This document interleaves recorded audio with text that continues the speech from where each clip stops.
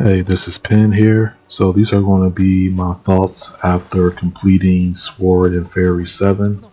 And it is not going to be a review based off of major spoilers. It's just going to be giving you my thoughts after completing the game. Whether it's a buy, must buy, or not buy. Just depending on your personal preference also. And going to be highlighting certain aspects that you can look out for. And just my generic thoughts about it. So, Sword and Fairy 7 is an action role-playing game developed by Softstar Technology. The game starts with the story among three clans, the human, the deity, and the demons. So, it brings out the multiple storylines as well as an improved battle system compared to the previous titles. Now, this is a standalone title, meaning that you do not have to play the other six games to fully grasp the story of this game. This is standalone. You can play this without pretty much you can start a new chapter and just get into it, essentially. So it does have this third person, highly intense action packed mode that typically replaces the traditional turn based battle system that RPG has.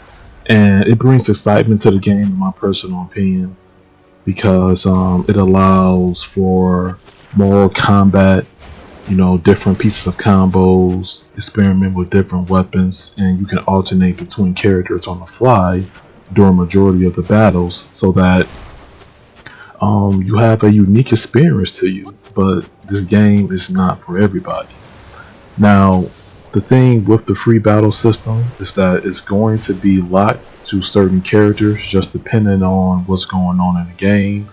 It's going to be instances in the story to where you can only play with one character, to where you can only play with two characters, and you do have a limit. So it is very crucial that you upgrade your character's armor, their clothing, so that you can have a fair shot when you get to the difficult or the more difficult boss battles, and so that you can have a more easier time and success when defeating these boss characters. Now, the game does support multi-skill sets, meaning that you can make the battle much more smoother than ever. The skills can be equipped for each character and they can be used anytime during battle. So it's going to make the combat more diverse and more smooth. And by this being a free flow combat system, this is one of the best RPGs that I have played in my lifetime. This would definitely make the top five for me, possibly top three. Now, with that being said, the game also includes a spirit system, which in the description there's like basically there's small sort of spirits that can guide you during battle. They will assist you during your exploration throughout your journey of the game. And how you upgrade them is that you have to feed them items that are compatible with what you unlocked, what you buy, or what you discover while you are playing the game. The game also includes a card game. This can be seen as a mini game.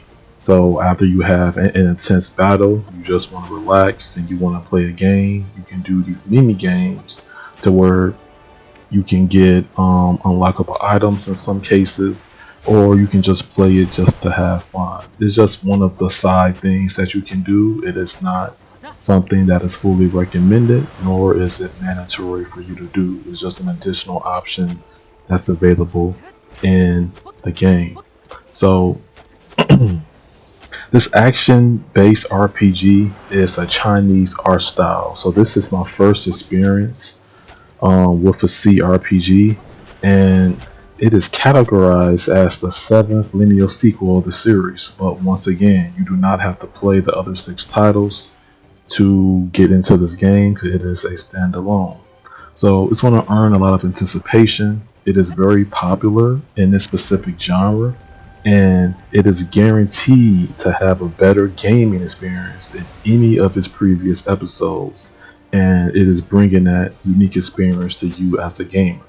Now, I'm going to get into the buy. So, who is this for? This is for somebody that wants a unique experience. They are heavy into cutscenes and they like reading, educating, and learning about the game. If you're into the Western types, big budget AAA, the do bro shooters, then this game isn't just for you. This is a unique experience to all gamers that are out there, but it is not for everyone.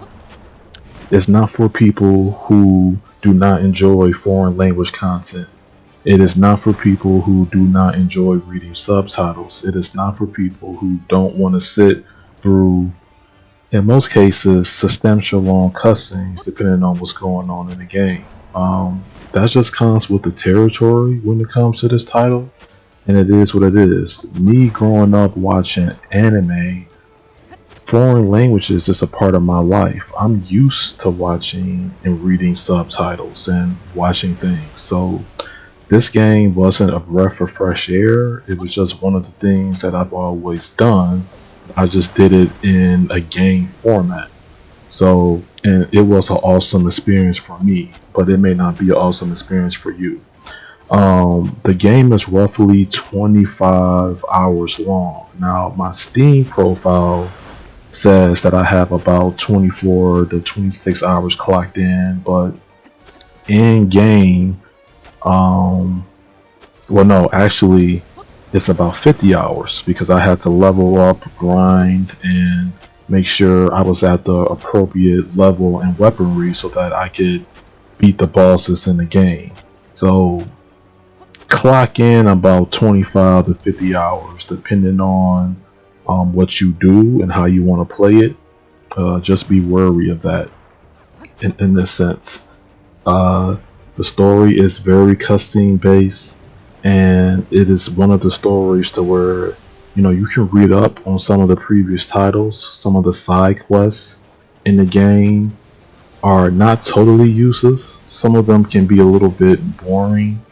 They're not so long to the point where you don't feel like you're wasting your time, because in games like these, side quests can benefit you because they can help you gain more money, more in-game currency, so that you can buy more health items.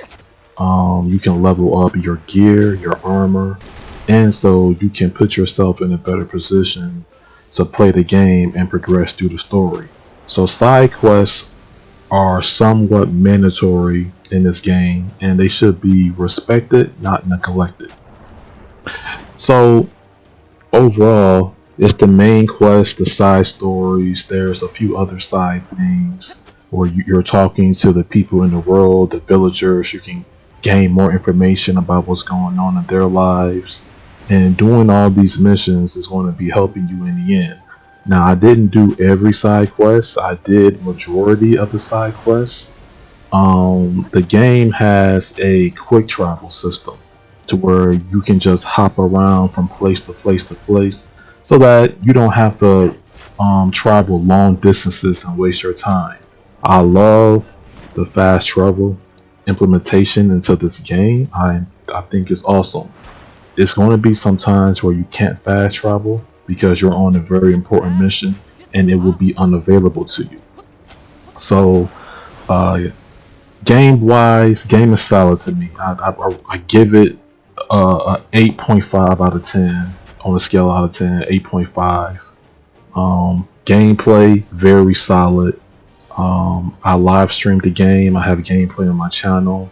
Story was pretty good, and once again, I did not highlight specifics in the story because this is not a spoiler review.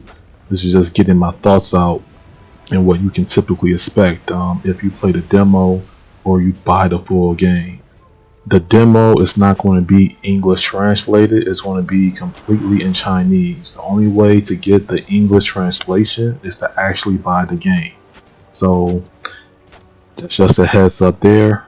Soundtrack was one of the best soundtracks that I heard. It was nice, smoothing, relaxing, just full of life, full of energy. Had your sorrow, had your good, had your bads, the up and downs. It hit all the check marks in terms of a decent to a good sounding soundtrack for a video game. Um, and things seem well balanced. Some of the bosses will throw you off. You're going to have to probably die maybe once or two times to fully understand what you're doing, and that's perfectly fine. That's okay. This is one of the story-driven games that are good in terms of character development and progression, but it is challenging. Can I say it's for casual gamers? I would think not. I wouldn't say it's for casuals, but I will say it's a great game if you want something that's unique, something that's different, and something that can be challenging. If you want something different, if you are playing the same games over and over, the same IPs, if you want to get away from that Western type of crowd and you want a unique experience, this is a Chinese RPG. Buy Sword and Fairy 7. I fully recommend it if you are willing to experience something unique. If you do not like cutscene heavy stuff, you don't want to read, you don't really like RPGs that much, then this is not for you. Alright, so I wanted to nail this sort of thoughts slash review in under 15 minutes. Could have done it in less, but I wanted to get my thoughts out for this title. So thank you for watching, and peace out.